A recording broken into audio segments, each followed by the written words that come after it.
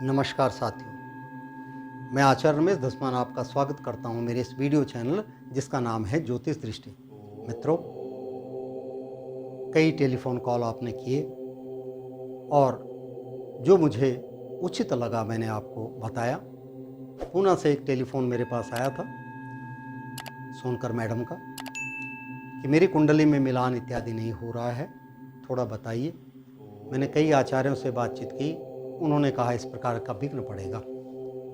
लेकिन जब मैंने कुंडली मिलान करके दिया या उनसे समय ले करके उनकी कुंडली का मिलान किया तो भगवान की कृपा से गुण तो भले ही 16 मिल रहे थे। हमारे शास्त्र में कहा गया है, क्योंकि अगर हम कंप्यूटर से मिलाते हैं तो 18 गुणों से मिलान करते हैं, लेकिन 16 गुणों से मिलान पंचांग के हिसाब से किया जा सकता है। अगर राशि मैत्री हो, किसी प्रकार का कोई दोष न हो, तो कम गुण भी हों तब भी विवाह संबंध किया जा सकता है। और भगवान की कृपा से उनका विवाह संपन्न भी हुआ। बहुत अच्छा समय व्यतीत कर रहे हैं, मैं उनको धन्यवाद देता हूं और उनके इस नवजीवन नव संग के साथ के लिए शुभ आशीर्वाद देता हूं कि परमात्मा की कृपा से वो अपने ऐश्वर्य सुख भाव को आनंदित मान करके चलते रहें। मित्रों, सप्ताह के अंतर्गत विभिन्न प्रकार की राशियों पे जो जो असर पड़ता है उनके विषय में मैं आपसे वार्तालाप करता जाता हूं और जो कुछ उचित लगता है उस उचित साधन के विषय में आपसे बताता हूं। अधिक तो नहीं बता सकता, लेकिन जितना मुझे ज्ञान है उस विषय में बताता हूं, क्योंकि कर्म किसके ही क्या क्या लिखे हुए हैं। कर्मण्येव बाधिकारस्त्मा फलेषु कदाचन। हे अर्जुन, तुम कर्म करते रहो और फल तो परमात्मा ने देना है। कर्म आपके शुभदायक हैं, अच्छे हैं तो कार्य भी संपन्न होता जाता है। कहते हैं जब सत्संग मिल जाए, अच्छे लोगों का संग मिल जाए तो समझ लीजिए आपका समय अच्छा चल रहा है। तो आइए 30 अक्टूबर से लेकर के 5 नवंबर तक का इस साप्ताहिक फलादेश आपसे बताएं।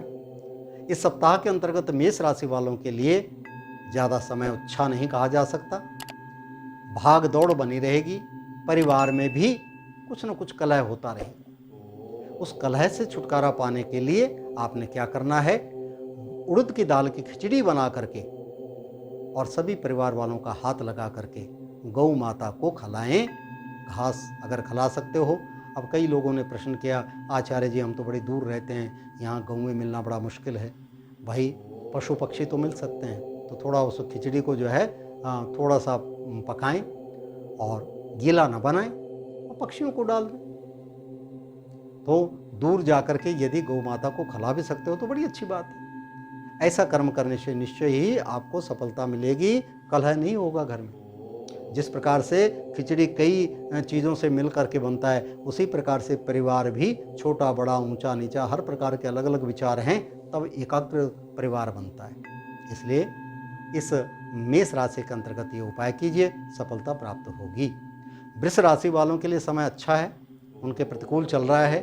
धन ऐश्वर्य की वृद्धि होगी, परिवार में सुखद रहेगा, शुभ समाचार मिलने की संभावना है। मिथुन राशि वालों के लिए यदि कोई धन कहीं आपका फंसा हुआ है तो भी मिलने की संभावना कम है। कोशिश करो, परमात्मा का ध्यान करो, गणेश जी की उपासना करो कि आपका यह धन प्राप्त हो जाए। गजेंद्र स्तोत्र आता है, आप स्वयं पढ़ सकते हो या किसी के द्वारा, क्योंकि ऋण मुक्त करने के लिए सबसे उत्तम है। आपका धन फंसा हुआ, आपने धन देना है, ये दोनों चीज़ों के लिए गजेंद्र मोक्ष का मंत्र जाप करें, सफलता प्राप्त होगी।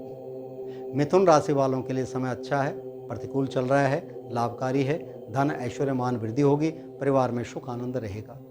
कर्क राशि वालों के लिए समय अच्छा चल रहा है, उत्तम है, कोई चिंता की बात नहीं है। ऐश्वर्य धन वृद्धि कारक रहेगा, हर प्रकार से सफलता प्राप्त होगी। कर्क के बाद चलते हैं सिंह राशि वालों के लिए। सिंह राशि वालों के लिए भी समय बहुत अच्छा चल रहा है, उनकी मन इच्छा अनुसार कार्य होता चला जाएगा, सफलता प्राप्त होगी। सूर्य नारायण का ध्यान करें, आपको और भी सफलता मिलेगी। सिंह के बाद चलते हैं कन्या राशि वालों के लिए। कन्या राशि वालों के लिए समय बहुत अच्छा है, उत्तम है। धन ऐश्वर्य की वृद्धि होगी, परिवार में सुख आनंद मिलेगा।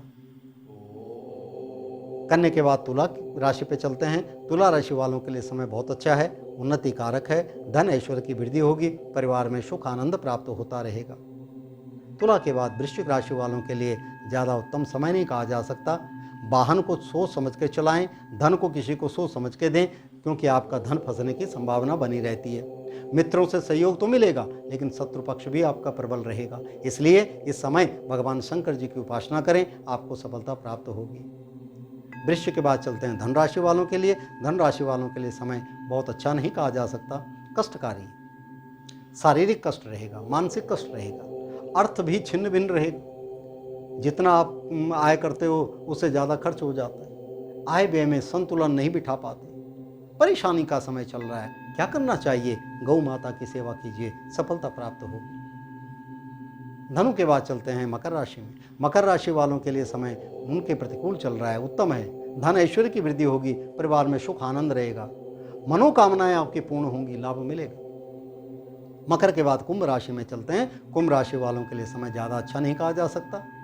कहीं धोखा होने की संभावना है, बात बनते बनते बिगड़ जाएगी, रुकावट पड़ेगी। इसलिए इन सब को दूर करने के लिए हनुमान चालीसा का पाठ कीजिए। संकट कटे मिटे सब पीरा, जो सुमरे हनुमत बलबीरा।